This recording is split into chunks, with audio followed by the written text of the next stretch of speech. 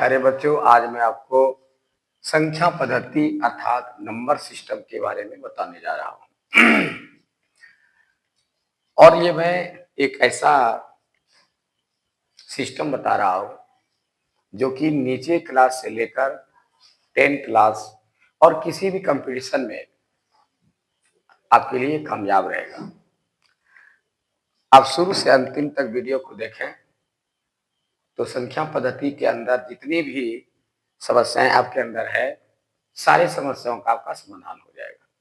आइए हम चलते हैं पहले कि नंबर सिस्टम का पहला पद्धति क्या है। तो सबसे पहला है प्राकृत,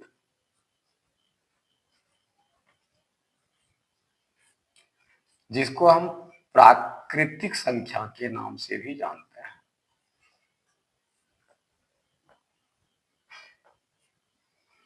प्राकृतिक संख्या किसको कहते हैं? जो हमारे विद्वानों ने गिनती के लिए संख्या तैयार किया है, जो कि हम बचपन से लेकर आज तक संख्या की गिनती करते आए हैं। ये सारी संख्याएं जो एक से गिनती की जाती है उसको हम प्राकृत संख्या या प्राकृतिक संख्या कहते हैं। जैसे उदाहरण के लिए 1, 2, 3, 4, 5 डॉट डॉट डॉट, जितनी भी संख्याएं हैं जिसको हम गिनती में लाते हैं, एक से शुरू करते हैं गिनती, वो सारी संख्याएं प्रकृत या प्राकृतिक संख्या कहलाती है। प्रकृत मतलब होता है प्रारंभिक, शुरुआत, सृष्टि, इससे शुरुआत हुई है। अगला नंबर है पूर्ण संख्या।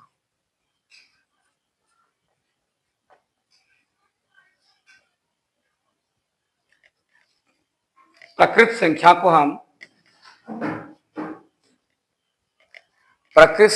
हम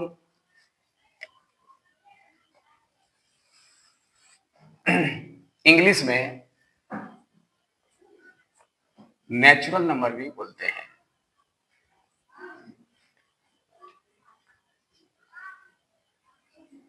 नेचुरल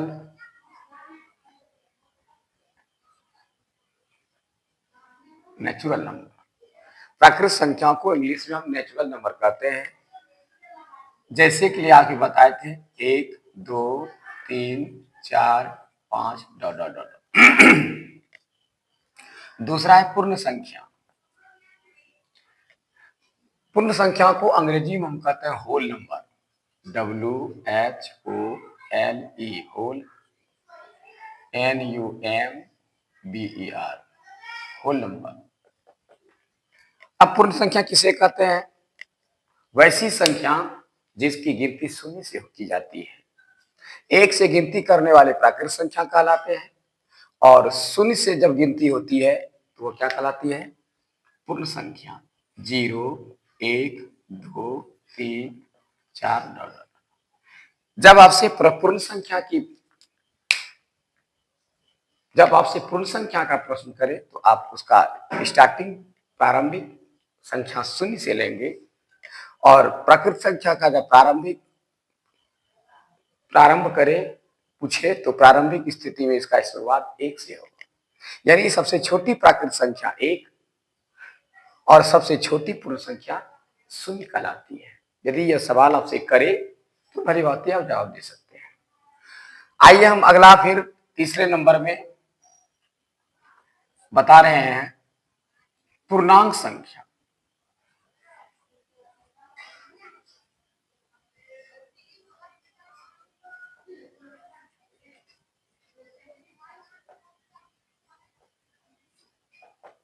पूर्णांक संख्या किसे कहते हैं, इसके बारे में इसी में दो शब्द मिला हुआ है।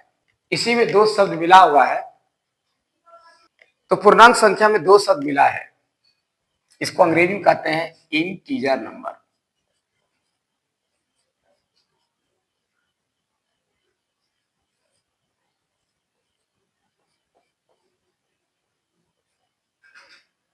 Integer number. इंटीजर नंबर इसको कहते हैं। इसमें दो शब्द मिला है, एक पूर्ण दूसरा अंक। जब तक कि हम शून्य को शामिल नहीं करते हैं किसी भी संख्या में, जब तक हम शून्य को शामिल नहीं करते हैं वह संख्या पूरी नहीं होती है। जैसे कि 1 से हम 9 तक लिखे, लेकिन 9 लिखने के बाद हमारी संख्या जब तक 1 पर शून्य नहीं डालते हैं तो हम आगे अब नहीं बढ़ सकते हैं। कोई भी संख्या 9 तक पूरी नहीं हो सकती है, 1 फिर शून्य डालेंगे तब 10 होगा, तब संख्या पूरी होती है। फिर 11, 12, 13, 14, 15 गिनते गिनते गिनते फिर 19 के बाद फिर 20 में 2 पर शून्य देते हैं। तो जब तक हम शून्य को नहीं डालते हैं तब तक संख्या पूरी नहीं होती है। तो क्योंकि हमारे विद्वानों ने शून्य की खोज की, पहले प्रारंभिक में 9 तक की संख्या की खोज हुई थी। जब शून्य का खोज किया आर्यभट्ट ने तो तभी से संख्या पूरी हुई। इसलिए पूर्णांक संख्या में क्या क्या रखा गया, ऋणात्मक और धनात्मक।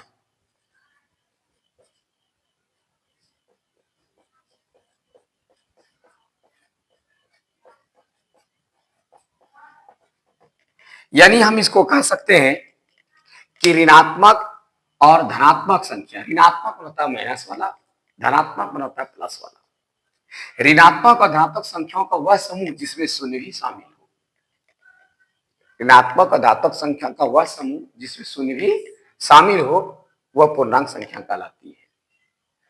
क्योंकि जब तक शून्य नहीं रहेगा तब तक संख्या पूर्ण नहीं होती है। इसीलिए आप देख रहे हैं इधर अब जितना आप आगे बढ़ेंगे -5, -6, -7 आगे बढ़ते जाएगा। इधर आगे बढ़ाएंगे 4, 5, 6, इधर धनात्मक और ऋणात्मक, ऋणात्मक माइनस धनात्मक प्लस होता है। ऋणात्मक संख्या हमेशा जो जो हम बढ़ते जाएंगे, अंक बढ़ाएंगे तो वह छोटी होगी, और धनात्मक संख्या जो जो अंक बढ़ाएंगे वो बड़ा होगा। यानी धनात्मक संख्या में बड़ा अंक बड़ा, छोटा अंक छोटा, छोटी संख्या छोटी, बड़ी संख्या बड़ी कहलाती है धनात्मक में।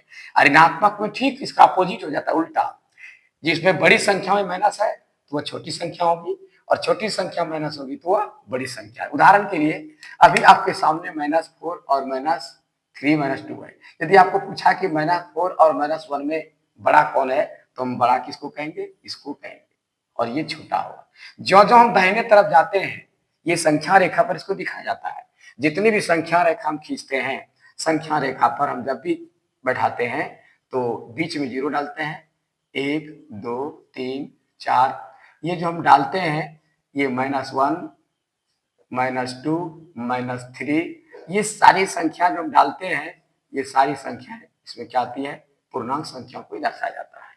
संख्या रेखा पर हमेशा पूर्णांक संख्या को ही दर्शाया जाता है। इसलिए अब आप समझ गए होंगे पूर्णांक संख्या क्या है। ऋणात्मक और धनात्मक संख्या का वह समूह जिसमें कि शून्य भी शामिल हो, और संख्या रेखा पर पूर्णांक संख्या को ही दर्शाया जाता है। चाहे आप किसी भी तरह का संख्या रेखा, चाहे ऊर्ध्वाधर रेखा में, ऊर्ध्व बना ऊपर, अधर बना नीचे, ऐसी रेखा हो या क्षैतिज रेखा हो, किसी प्रकार की रेखा खींच करके जब हम ग्राफ भी बनाते हैं तो ग्राफ में भी हम पूर्णांक संख्या को ही दर्शाते हैं। अब आइए हम अगला 4 नंबर में आपको बता रहे हैं सम संख्या के बारे में। सम संख्या, सम संख्या को अंग्रेजी में हम इवन नंबर बोलते हैं, EVEN, इवन नंबर। क्या बोलते हैं इसको, इवन नंबर। सम होता है बराबर। सम संख्या की परिभाषा है कि वैसी संख्या जो 2 से पूरी भाजित हो जाए। लेकिन हम कितना परिभाजित, उतना संख्या, बड़ी बड़ी संख्या को हम कितना विभाजित करेंगे, हम तो सब कर नहीं सकते। इसलिए इसकी पहचान हमारे विद्वानों ने दिया है कि वे सारी संख्याएं हैं जिसके इकाई स्थान पर शून्य, जिसके इकाई स्थान पर शून्य, यानी 0, 2, 4, 6, 8, इनमें से कोई भी संख्या जैसे 8, 7, 6, 5, 4, 3, 2 इतनी बड़ी संख्या है, सिर्फ हम इसके इकाई स्थान को देखेंगे। यदि इकाई स्थान पर इसमें से कोई संख्या शामिल हो जाए तो पूरी संख्या सम संख्या कहलाती है। यानी परिभाषा भी बता दी, पहचान भी आपको बताते जा रहे हैं। कि जिस संख्या के इकाई स्थान, इकाई दाई सैकड़ा गिनते हैं, जिसके इकाई स्थान पर कोई भी संख्या जिसके इकाई स्थान पर 0, 2, 4, 6, 8 इनमें से कोई एक संख्या यहाँ उपस्थित रहे, मौजूद रहे, तो पूरी संख्या 2 से पूरी विभाजित होती है, यानी वह सम संख्या कहलाती है। तो यानी उदाहरण के लिए सम संख्या की हम क्या बोलेंगे? 2, 4, 6, 8, 10, 12 इत्यादि। आगे हम बता रहे हैं आपको विषम संख्या के बारे में। विषम संख्या, विषम संख्या को हम कहते हैं ओड नंबर।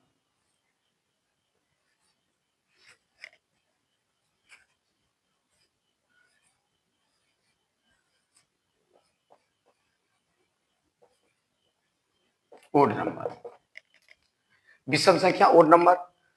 विषम सम का उल्टा, वैसी संख्या जो 2 से पूरा विभाजित नहीं हो, ठीक उसका नेगेटिव, जो 2 से पूरी विभाजित नहीं हो। तो हम कितना भाग दे करके देखेंगे कि 2 से भाग लगे या लगा या ना लगा। तो इसके लिए भी पहचान है, जिस संख्या के इकाई स्थान पर 1, 3, 5, 7, 9 इनमें से कोई संख्या मौजूद रहे, जैसे उदाहरण के लिए 8, 8, 3, 4, 5, 6, 7 ये कोई संख्या है।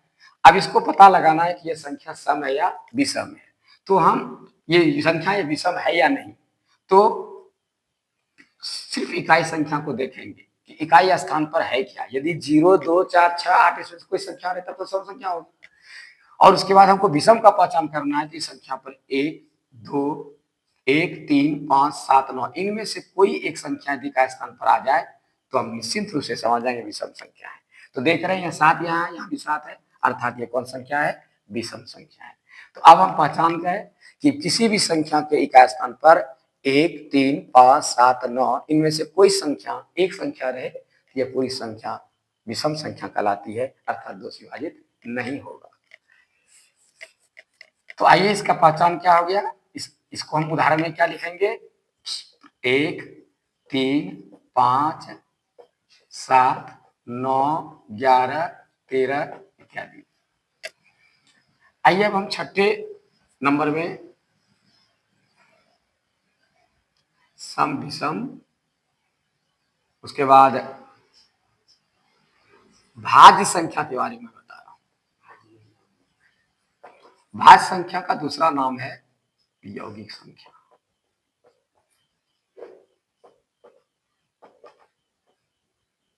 जिसको हम अंग्रेजी में कहते हैं कंपोजिट नंबर, COMPOSITE,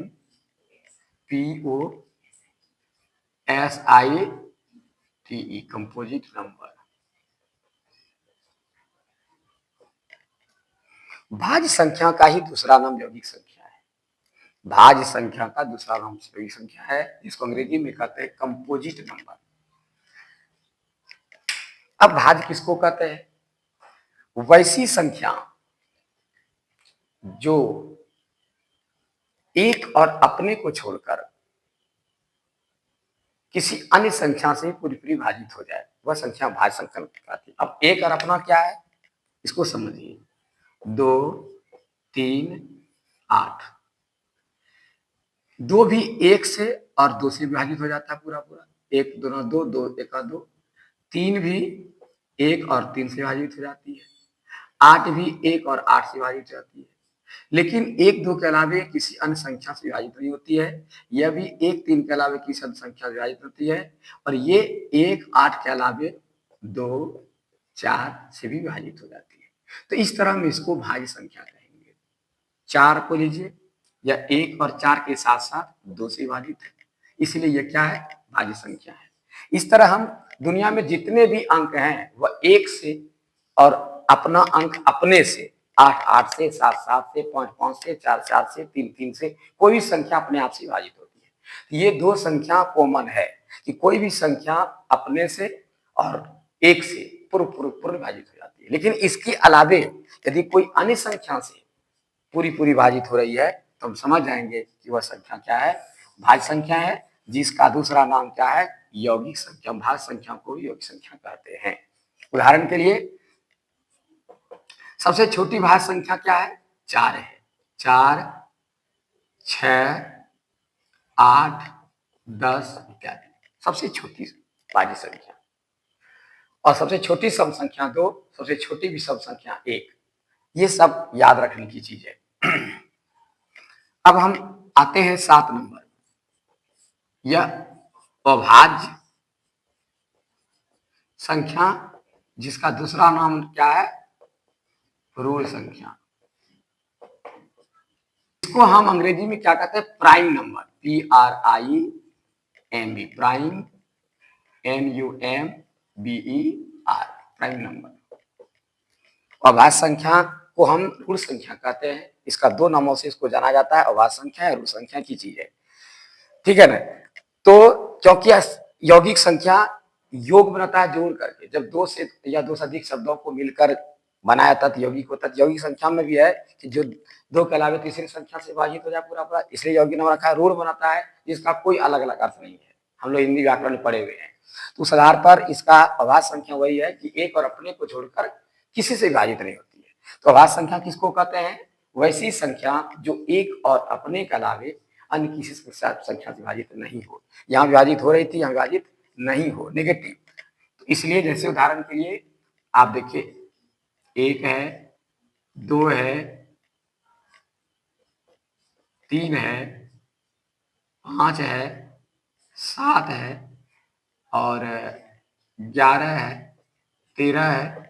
इस तरह की बहुत सारी संख्याएं हैं जो सिर्फ एक और अपने से विभाजित होती है, अन्य संख्या नहीं होती। ये सारी संख्या क्या कहलाती है? अभाज्य संख्या कहलाती है। तो सबसे छोटी अभाज्य संख्या क्या है? 1। या छोटी अभाज्य संख्या 1 नहीं, एक तो एक को ऑप्शन में लाते हैं 2 से। सबसे छोटी अभाज्य संख्या क्या हो गई?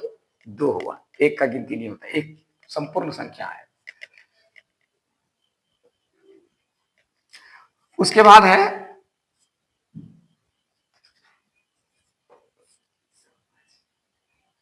सहअभाज्य। सहअभाज्य संख्या इसको हम कहते हैं अंग्रेजी में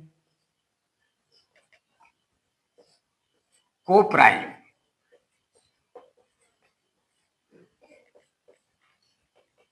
MBER, को प्राइम नंबर। सहअभाज्य, सह का मतलब होता है साथ, अभाज्य अभाज्य। वैसे 2 अभाज्य संख्या जिसका मौस यानी महत्तम समापवर्तक 1 हो। वैसी 2 संख्या जिसका महत्तम समापवर्तक क्या हो?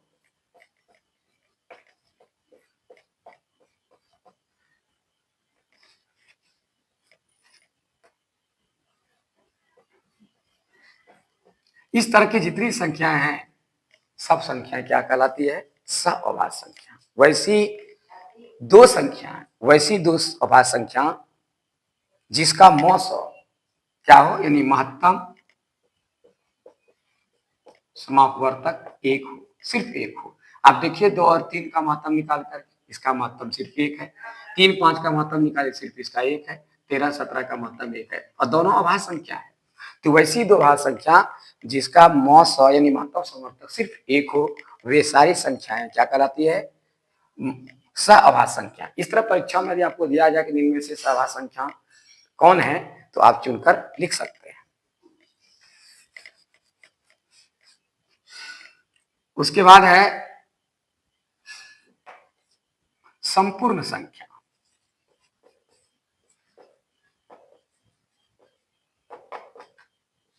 जिसको अंग्रेजी में कंप्लीट नंबर कहते हैं।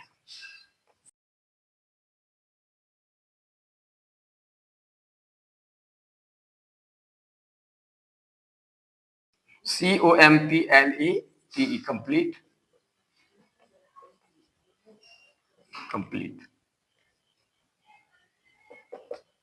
संपूर्ण संख्या को हम अंग्रेजी में क्या बोलते हैं? Complete number. तो संपूर्ण संख्या किसको कहते हैं? वैसी संख्या जिसका अपवर्तक, अब अपवर्तक क्या है हम आगे बताएंगे। अपवर्तक माने वैसी संख्या जिसका अपवर्तक, अपवर्तक माना किसी भी संख्या, कोई भी संख्या जिन जिन संख्याओं से पूरी विभाजित होती है वे सारी संख्याएं अपवर्तक कहलाती है। उस संख्या का। उदाहरण के लिए दे रहे हैं आपको, जैसे 8 है, ये किससे किससे कटेगा? 1 2 4 8। तो 8 जिन जिन संख्याओं से कट रहा हो वे सारी संख्याएं इसका क्या कहलाएगा? अपवर्तक कहलाएगा। इसका अपवर्तक हुआ, ये 8 के अपवर्तक हो गए। तो उसी तरह से वैसी संख्या जिसके सभी अपवर्तकों का योग, वैसी संख्या जिसके सभी अपवर्तकों का योगफल मूल संख्या का 2 गुना हो, मूल संख्या का 2 गुना हो, वह क्या कहलाता है? संपूर्ण संख्या कहलाती है। फिर से एक बार देखिए, वैसी संख्या जिसके सभी अपवर्तकों का योगफल उन संख्याओं के से दुगुना हो, मूल संख्या का दुगुना हो, तो वह क्या कहलाती है? संपूर्ण संख्या कहलाती है। फिर से एक बार बता रहा हूं, वैसी संख्या जिसका सभी अपवर्तकों का योग उन संख्याओं का, जिसका हम निकाल संपूर्ण संख्या मांग रहा है, यानी जिसका हमने अपवर्तक निकाला, यदि उसका दुगुना हो तो वह क्या कहलाता है? संपूर्ण संख्या कहलाता है। तो संपूर्ण संख्या बहुत कम है। मैं एक संपूर्ण संख्या के बारे में आपको बता रहा हूं, जैसे 28 है। 28 का देखिए किससे किससे कटता है? 1 2 4 7 14 और 28 से। अब इसको जोड़िए आप, 1 2 3 4 3 7 7 14 14 28 28 56। इसका कुल योग कितना हो जाता है? 56। अब देखिए इसका ये दुगुना हो जाता है। तो इस तरह की जितनी संख्याएं हैं सारी संख्याएं संपूर्ण संख्या कहलाएगी। फिर से एक बार मैं परिभाषा बताता हूं, वैसी संख्या जिसके सारे अपवर्तकों का योगफल उन मूल संख्याओं का 2 गुना हो जाए, वे सारी संख्याएं संपूर्ण संख्या कहलाती है। यदि आपको परीक्षा में देकर ये नीचे में ऑप्शन दिया जाए तो आप 28 पर ही टिक लगाएंगे। तो इस तरह की कौन कौन संख्या है आप निकाल करके कमेंट में दे सकते हैं।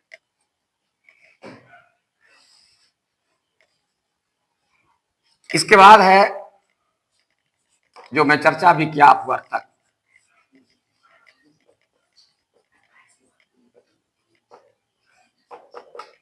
अपवर्तक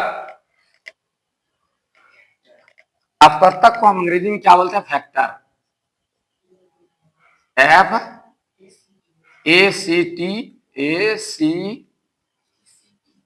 FACTOR, फैक्टर। और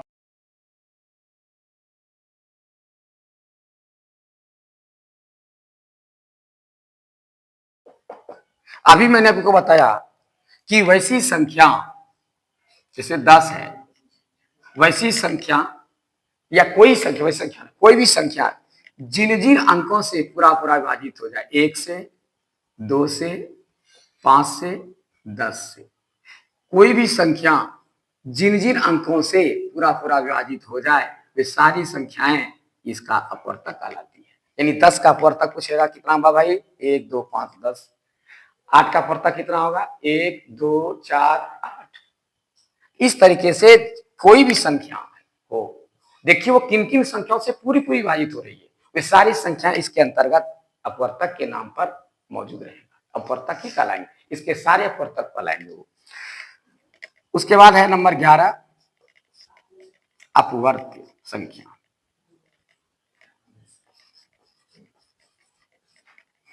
अपवर्त या गुणज संख्या, जिसको अंग्रेजी में कहते हैं मल्टी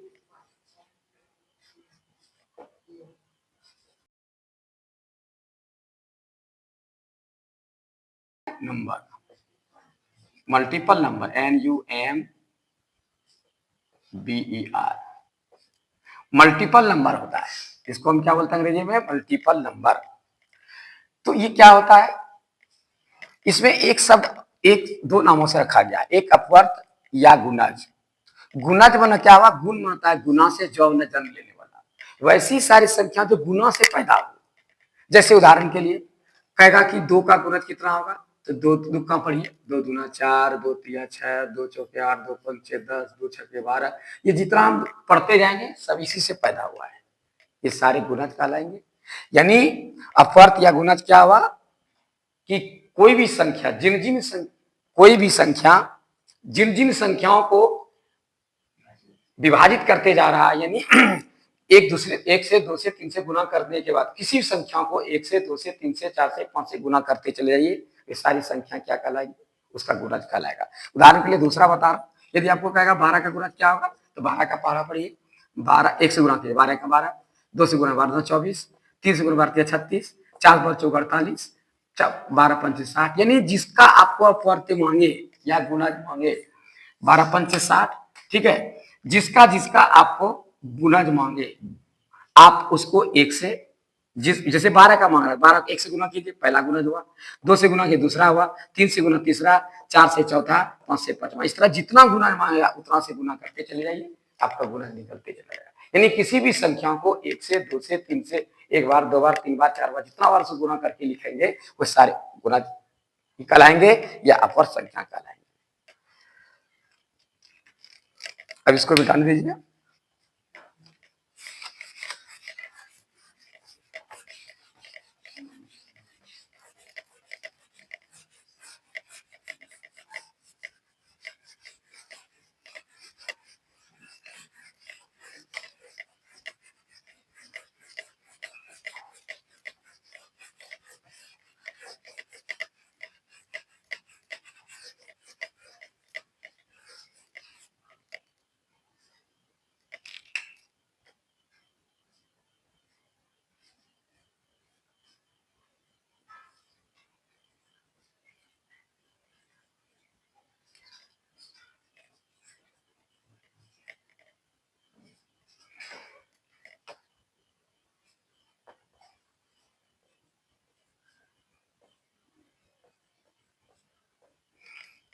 अब मैं आपको रियल नंबर, ठीक है,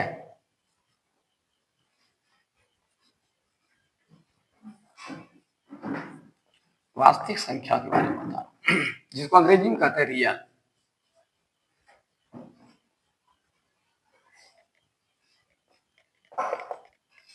वास्तविक संख्या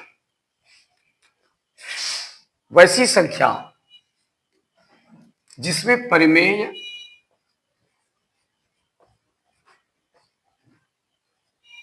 एवं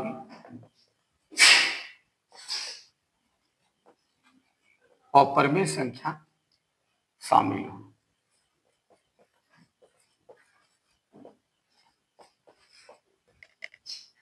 इसको हम कई तरह से परिभाषित कर सकते हैं।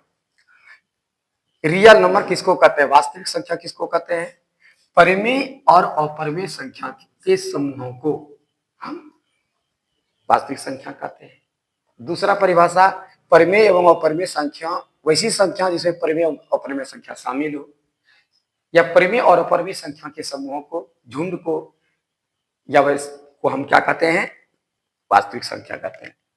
तो जैसे परिमेय संख्या हुआ, परिमेय में क्या था, पूरा पूरा, तो जिसमें कि 1, 2, 3 या -4, -5, -2/3, √3, 1.5, 4, 1.4, 3, 2, आवर्त 2.3, 4, 6, डॉट डॉट डॉट, यानी जितनी तरह की ये सारी संख्याएं हैं, ये सारे संख्या क्या कहलाएंगे, वास्तविक संख्या, क्योंकि इसमें परिमेय और अपरिमेय दोनों शामिल है। परिमेय मैंने यह पूरा पूरा संख्या, ठीक है, और अपरिमेय क्या हुआ, जिसका जो पूरा संख्या नहीं हो।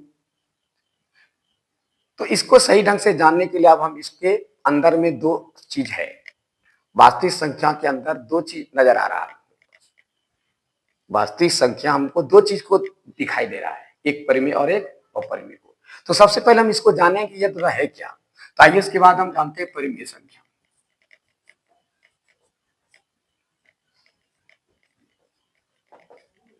परिमेय संख्या को अंग्रेजी में क्या बोलते हैं, rational, RAIONAL,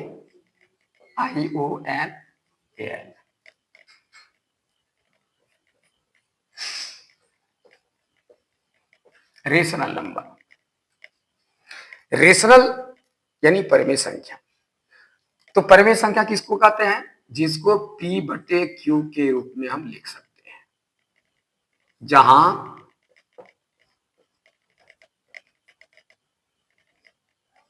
Q not equal to 0, जहां Q की जगह पर 0 नहीं हो, तथा P एवं Q एक पूर्णांक संख्या हो, पूर्णांक संख्या है। आपको मैंने पूर्णांक संख्या बारे में पहले बता दिया है कि इसके स्थान पर चाहे तो प्लस में या माइनस में, इसके स्थान पर प्लस या माइनस में कोई भी अंक हो सकता है। 0 भी हो सकता है, लेकिन 0 यहां नहीं होना चाहिए। ठीक है, जैसे एक उदाहरण के लिए 4 है, ये परिमेय संख्या है क्योंकि हम इसको P बटे Q के रूप में लिख सकते हैं। 5 है, इसको हम लिख सकते हैं। यानी जितनी भी गिनती की संख्या है, जितनी प्राकृतिक संख्या है वह पूर्ण संख्या भी है। जितनी प्राकृतिक संख्या वह पूर्ण संख्या भी है, ये जितनी प्राकृतिक संख्या है वह परिमेय संख्या भी है, जितना पूर्ण संख्या है वह भी प्राकृतिक, वह भी परिमेय संख्या है। यानी पूर्णांक संख्या, पूर्ण संख्या और प्राकृतिक संख्या, तीनों को हम परिमेय संख्या कह सकते हैं। तो हम इसकी परिभाषा क्या लिखेंगे कि परिमेय संख्या किसको कहते हैं? जिसको हम P बटे Q के रूप में लिख सकते हैं, जहां Q not equal to, Q की जगह 0 नहीं हो, P के जगह 0 हो सकता है, यहां नहीं होना चाहिए। तथा P एवं Q एक क्या है? पूर्णांक संख्या है। यानी ये पूर्णांक संख्या है, इस जगह कुछ भी अंक हो सकता है। ठीक है, सिर्फ यहां 0 नहीं होना चाहिए। ये बार बार बताया गया है कि 0 छोड़ के कोई अंक हो जाएगा, कोई दिक्कत नहीं है। तो यहाँ आप देख रहे हैं ये सारे चीज है, ये सारे परिमेय संख्या के अंतर्गत आते हैं। ये परिमेय संख्या है, ये परिमेय संख्या, लेकिन ये परिमेय संख्या नहीं है।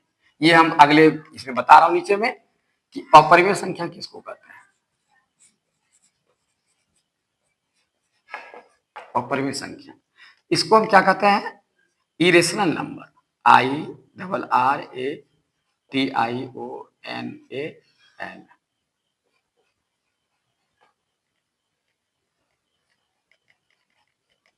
इरेशनल नंबर यानी अपरिमेय संख्या। अपरिमेय संख्या किसको कहते हैं? ठीक इसका अपोजिट, जिसको हम P बटे के रूप में लिख सकते हैं तो परिमेय हुआ, जिसको हम P बटे के रूप में नहीं लिख सकते क्या हुआ? अपरिमेय हुआ। यानी जितने भी रूट के अंदर है इसको हम बटे 1 नहीं लिख सकते हैं।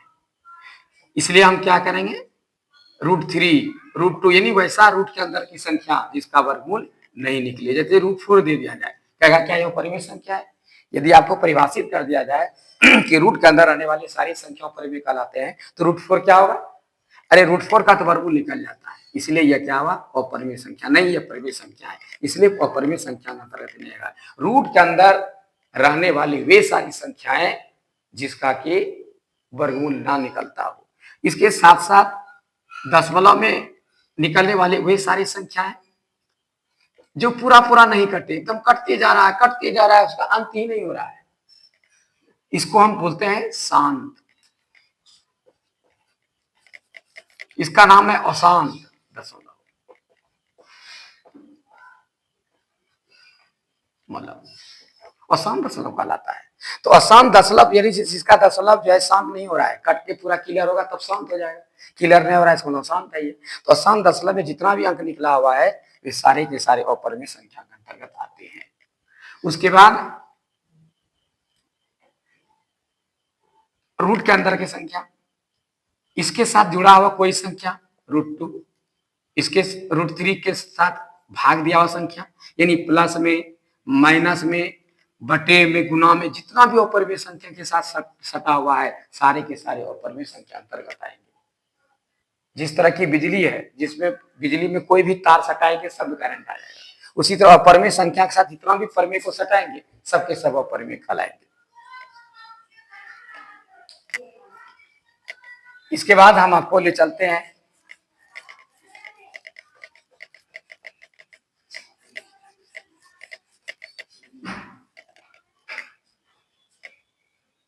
दशमलव निरूपण।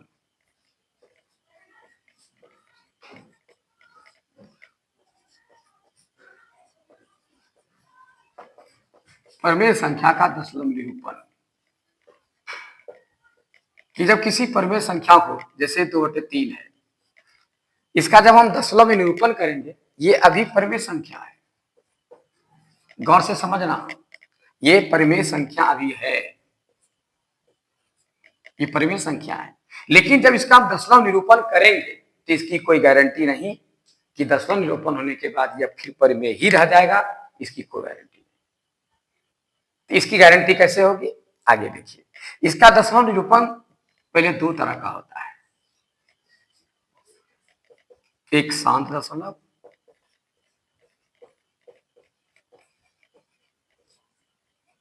और एक होता है अशांत दशमलव।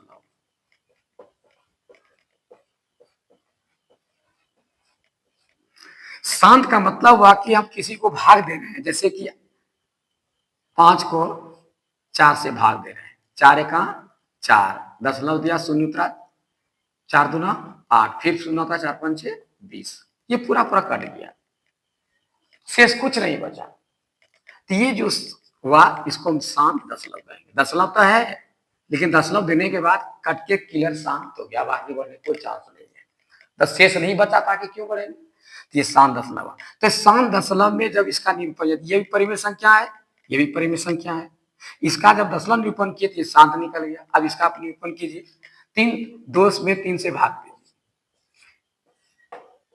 3 छक्का 18, फिर 2 बचता है, फिर शून्य उतारता है, 3 छक्का 18, फिर शून्य उतरता है, इस तरह से चलते जाएगा, ये अंत नहीं हो रहा है। यानी ये क्या हो रहा है, अशांत। यानी इसका जो दशमलव निरूपण है क्या हो गया, 6 6 6 6 10, किसमें आ गया, अशांत दशमलव में। यानी इसका जो दशमलव निरूपण हुआ 2/3 का, पहले ये परिमेय संख्या था, लेकिन जैसे इसका दशमलव निरूपण किए अब ये अशांत दशमलव में हो गया। लेकिन अभी क्लियर नहीं हो रहा है ये परिमेय है या अपरिमेय, क्लियर नहीं हो रहा है, लेकिन इसका नियम है, बढ़िया समझिए कि जब अब अशांत का जब भेद बताएंगे तब पता चलेगा कि उसका सच्चाई क्या है। तो ये पहले मैं बताऊं शांत और अशांत दशमलव क्या होता है, ठीक है ना। कभी कभी क्या होगा, हम भाग लगाते हैं तो 5.40321, फिर 8, फिर 9, ऐसे जा रहा है। यहाँ तो बार बार संख्या आया, यहाँ कोई बार बार संख्या नहीं आ रहा है, यहाँ संख्या की आवृत्ति हो रही है, बार बार आ रहा है, लेकिन यहाँ कोई संख्या बार बार नहीं आ रहा है, अलग अलग संख्या आ रही है, लेकिन शांत भी नहीं हो रहा है। ये अशांत ही है लेकिन अलग अलग संख्या आ रहा है, यह भी अशांत है लेकिन एक ही संख्या आ रहा है, दोनों में अंतर है कि एक ही संख्या को दर्शा रहा है बार बार और ये अलग अलग संख्या दर्शा रहा है। तो अब इसके भी दो भेद होते हैं, तो आइए हम इसको आगे बता रहे हैं।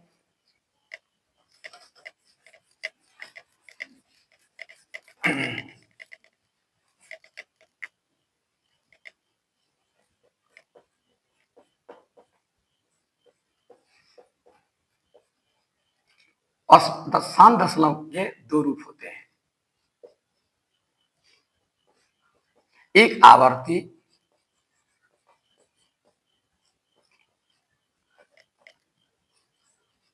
अशांत दशमलव और एक होता है अनावर्ती।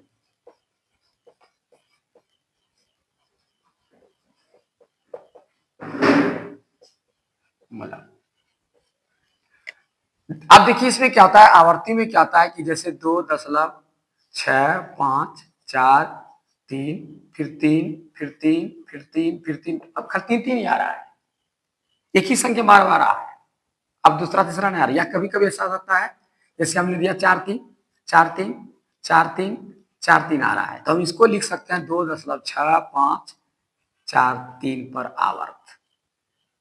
तो ये जैसे आवर्त हो गया यानी बार बार आने लगा तो हम इसको आवर्त से दर्शाएंगे, तो ये क्या होगा, एक परिमेय संख्या हो गया। कहिए क्यों होगा परिमेय संख्या सर, तो परिमेय संख्या क्या बता रहा है, जिसको हम पी/के रूप में लिख सकते हैं, इसको हम पी/के रूप में लिख सकते हैं। देखिए इसको ही बताऊंगा कैसे लिख सकते हैं अगले पे, पहले इसको क्लियर करने देते हैं।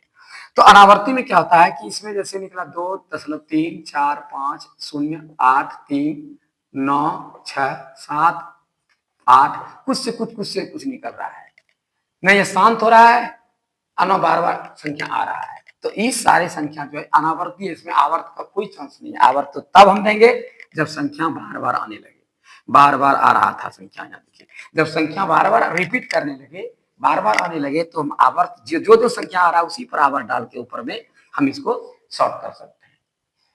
तो ये अब शांत का रूप धारण कर लिया, इसलिए अशांत अंतर्गत आ गया है, तो आवर्ती अशांत दशमलव है, लेकिन इसको हम पी बटे के रूप में लिख सकते हैं, इसलिए परिमेय संख्या का अंतर्गत आ गया। लेकिन जब ये शांत हो ही नहीं रहा है और न ये आवर्त के रूप में आ रहा है, इसलिए हम इसको पी बटे के रूप में लिख नहीं सकते हैं। अतः यह इस तरह का जितना भी अंक लिखा हुआ रहे, ऑप्शन में पूछेगा यह कौन सी संख्या, परिमेय अपरिमेय, तो आपको हमेशा क्या बताना है, यह अपरिमेय संख्या है, यह अपरिमेय संख्या बता सकता है। तो आपको परीक्षा में पूछा सकता है, कभी इस तरह का दे देगा, कभी इस तरह का दे देगा। तो इस तरह का ये भी दशमलव निरूपण है, बार बार आ रहा है, तो ये भी आपका क्या होगा, ये परिमेय संख्या हो जाएगा। लेकिन जब बार बार आ रहा है और अंत ही नहीं हो रहा है, आवर्ती बार बार आवृत्ति नहीं हो रहा है, रिपीट में हो रहा है, तो ये अपरिमेय संख्या के अंतर्गत आता है।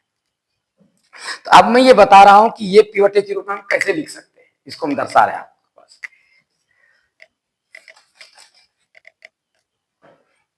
अभी मैंने लिखा 2.34343 से लिखा था, इसको मैंने लिखा 2.343 पर आवर्त। अब 4343 बार बार आ रहा है,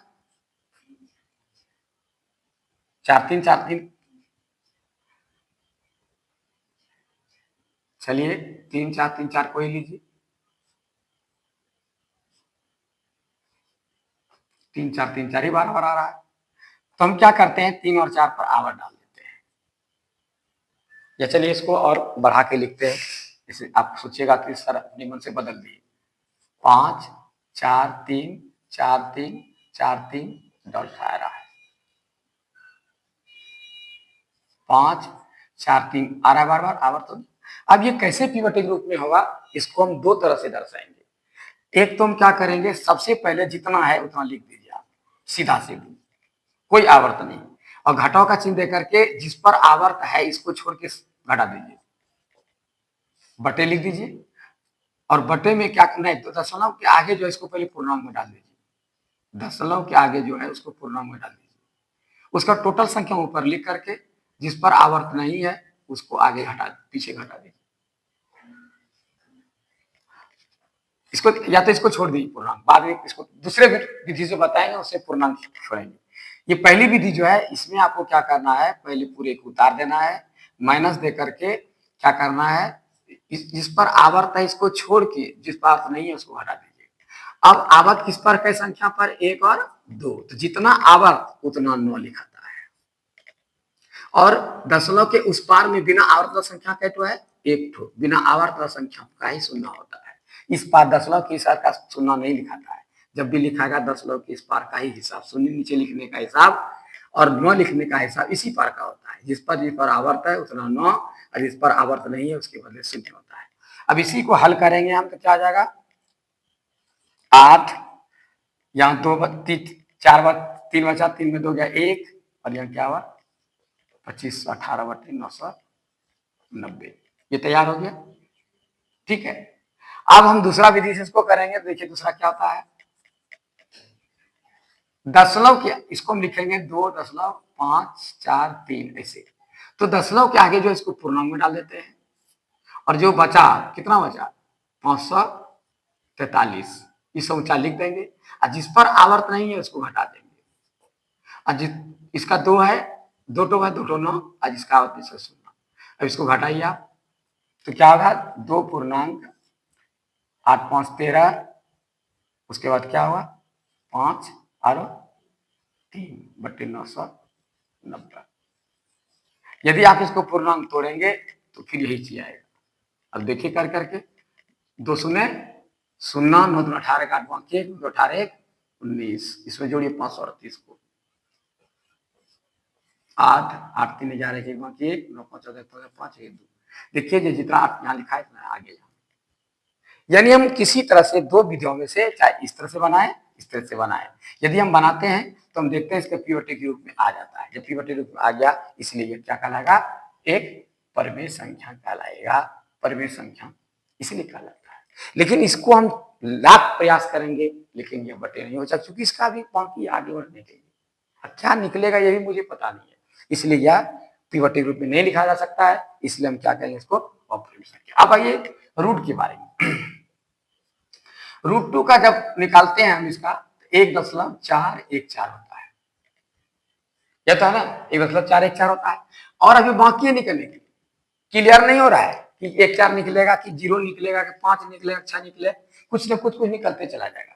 तो ये भी शांत नहीं हो रहा है, इसलिए ये भी क्या होगी, इसको प्योरिटी रूप में हम लिख नहीं सकते, इसलिए ये भी क्या है, वह इन्हें रूट के अंतर्गत जितना भी संख्या जिसका वर्गमूल नहीं निकल पा रहा है वह निश्चित रूप से पूरा पूरा नहीं कट रहा है, इसलिए वर्गमूल नहीं निकल रहा है, इसलिए सबके सब अपरिमेय संख्या कहलाते हैं। इस तरह से हम देखते हैं कि परमेय और अपरमेय को मैंने सिद्ध कर दिया, स्पष्ट कर दिया कि कहाँ शांत होगा कहाँ शांत होगा, किसको अपरिमेय साबित कर सकते हैं किसको परमेय साबित नहीं कर सकते हैं। तो इस तरीके से आपको मैं सारी चीजों की जानकारी दी। और अब हम एक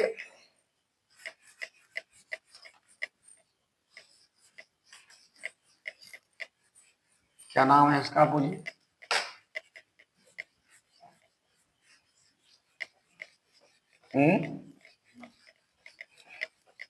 अब मैं एक महत्वपूर्ण चीज बचा है जो बच्चे से पढ़ते आए हुए हैं आप,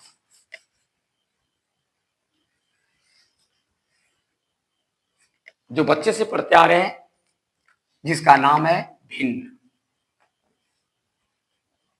भिन्न संख्या, यह भी एक संख्या है, ठीक है, जिसको अंग्रेजी में कहते हैं फ्रैक्शन, FRACTION,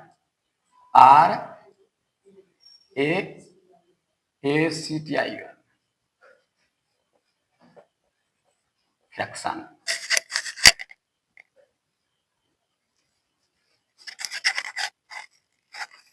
फ्रैक्शन यानी भिन्न, इसका भिन्न मतलब क्या होगा, अलग अलग, भिन्न माना अलग अलग। ये क्या करता है कि जैसे 2/3 है, ये जो बटे है ये इस रूप को ही बदलकर इस तरह लिखा गया है। इसका दूसरा रूप है 2:3। ये कितने रूप हैं इसके, 1 2 3, ये तीनों रूप भिन्न को ही दर्शाता है। यदि इसको कहेगा लिखने के लिए तो हम इस तरह लिख सकते हैं, इसको लिखने कहेगा तो हम इस तरह लिख सकते हैं या इस तरह भी लिख सकते हैं। 2:3 का मतलब होता है 2/3, 2/3 का मतलब होता है 2/3, इसको भी लिख सकते हैं 2:3, इसको लिख सकते हैं 2/3, इसको लिख सकते हैं 2/3। यानी ये तीनों रूप आपका भिन्न का ही रूप है, तीनों को हम भिन्न के रूप में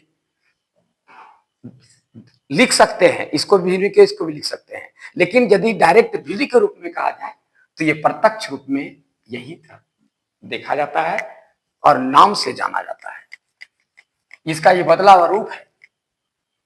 लेकिन भिन्न के रूप में हम जो बटे दिया रहता है उसी को मानते हैं। तो जैसे कोई भी संख्या है वह भिन्न में है ही ओरिजिनल, चूंकि मैंने शुरू में बताया है, चाहे चर हो या अचर, अचर होना कोई भी संख्या को अचर कहते हैं, और संख्या को छोड़कर जितने भी अक्षर है सब चर कहलाते हैं। उसमें 3 बातें मौजूद है, बटे 1, गुना 1, पावर 1, ये हमेशा उसके पास मौजूद रहता है। तो हम इस तरह देखते हैं कि कोई भी संख्या उसके नीचे 1 छिपा हुआ है, इसलिए यह हमेशा भिन्न में ही है, लेकिन ये पूर्ण भिन्न है, ये अपने आप में पूर्णांक संख्या है, इसलिए इसको भिन्न में हम नहीं लिख सकते हैं। तो जैसे 5/3 है, तो भिन्न किसको कहते हैं, जिसको हम P/Q रूप में दर्शाते हैं, यानी P बना अंश और इसका क्या हुआ हार, जिसको हम अंश बटे हार के रूप में लिख सकते हैं। इसका नाम अंश क्यों रखा गया, जब हम इससे इसको भाग देंगे तो अंश बनता टुकड़ा, यह इसको कई भागों में बांट देगा, ये बटे में भाग, ये 3 का काम है, इसको 3 भागों में बांटना है। तो जो भी भाग में बांटेंगे वो सब अंश बराबर बराबर होगा, इसलिए इसका नाम रखा अंश में टुकड़ा। ये इसको टुकड़ा टुकड़ा कर देगा, ऊपर वाले को, ये नीचे का नाम, नीचे का काम क्या है, ऊपर वाले को टुकड़ा टुकड़ा कर देना, बांट देना, और वह एकदम अंश बना टुकड़ा, अंश बना टुकड़ा, टुकड़ा टुकड़ा हो जाएगा। तो कितना टुकड़ा होगा, नीचे जितना कितना टुकड़ा होगा। इसको आप लोग क्या करते हैं, घर में भी दर्शाते हैं ऐसे करके, हम जैसे 5/3 दर्शाना है, 1 2 1 2 3 4, 1 2 3 4 5 है। यदि इसको आप ग्राफ में भी दर्शाना चाहते हैं तो 5/3 है, यानी 5 संख्या में हम क्या करेंगे, 3 को हम क्या करेंगे, रंगा देंगे।